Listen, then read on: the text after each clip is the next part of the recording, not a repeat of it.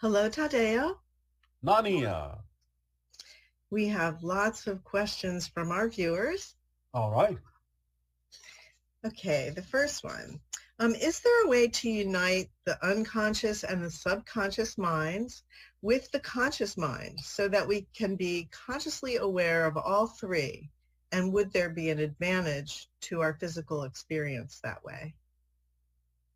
As long as you are physical, you will not completely dissolve all three, but you can allow them to work more efficiently together and mirror the physical version of a higher mind.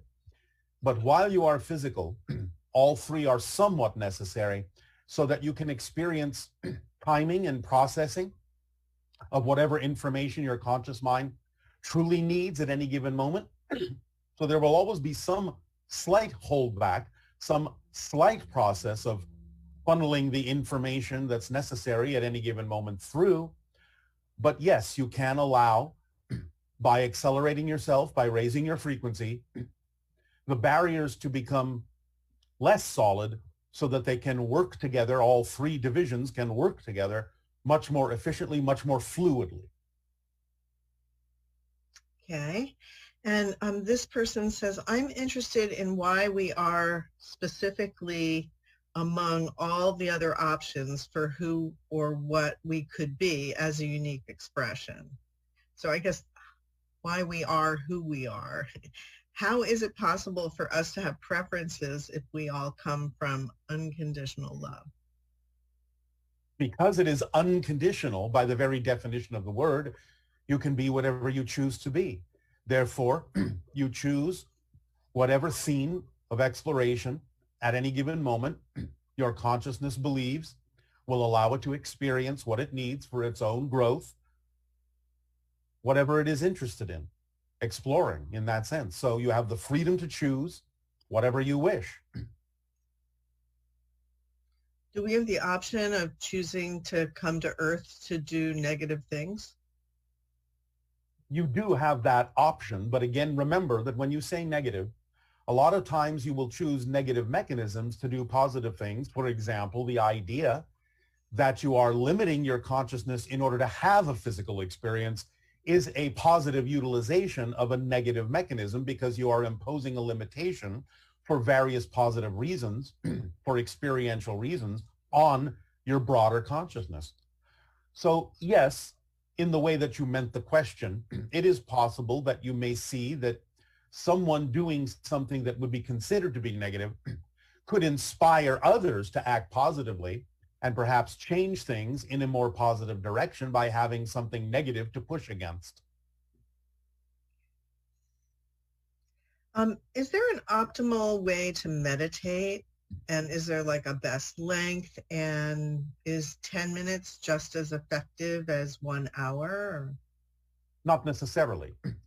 It takes about 15 minutes for the neurological pathways of your brain to rewire themselves effectively in a lasting way.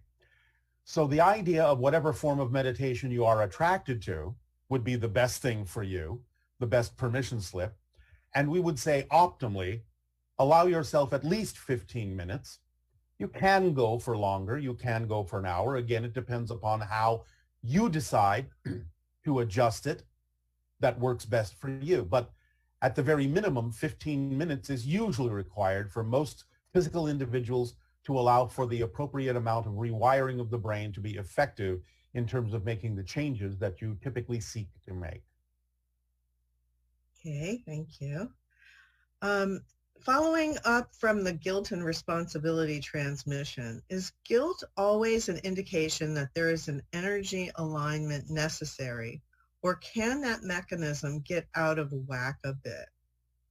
Is it possible for us to have a habit of unnecessarily being guilty when we feel guilty about things that we don't even need to really be adjusted about?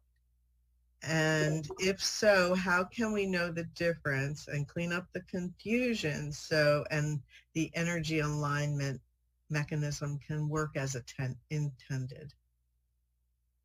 The sensation you call guilt, that you recognize as guilt, is always an indication that there is a misalignment within you or a negative belief at work. Otherwise, it's just awareness and recognition of something. It doesn't necessarily have an experience of guilt attached to it if you're just aware of something from a neutral position.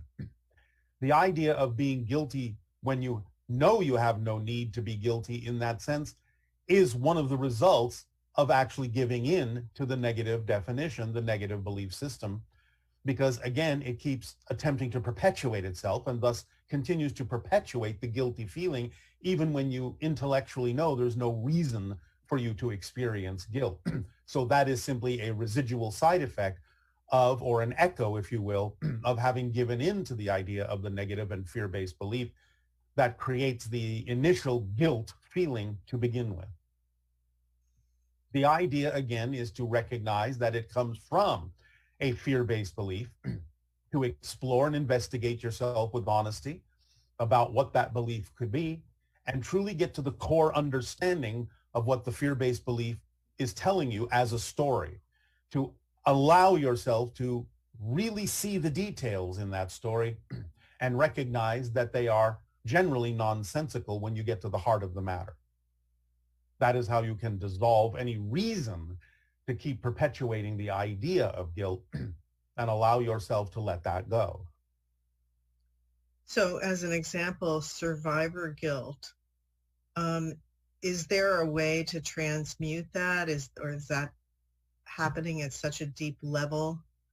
And it seems a little different than normal guilt. It is not. It is not different because it still is the result of harboring a negative belief that you could have done something, and in some senses it robs other individuals who may have passed on of their choices. So to be guilty about the fact that you are still alive while someone else may have died is, again, nonsensical, because you are not allowing yourself or allowing them to have made their choices from a higher level. You're not trusting the timing of what's going on. Now, this doesn't mean that the idea of what causes the death cannot be mitigated, cannot be changed in the future for other people. But the idea of whatever it is that does happen, even if it results in someone else's death, must simply be recognized as the result of belief systems or themes or choices that they have made, even unconsciously.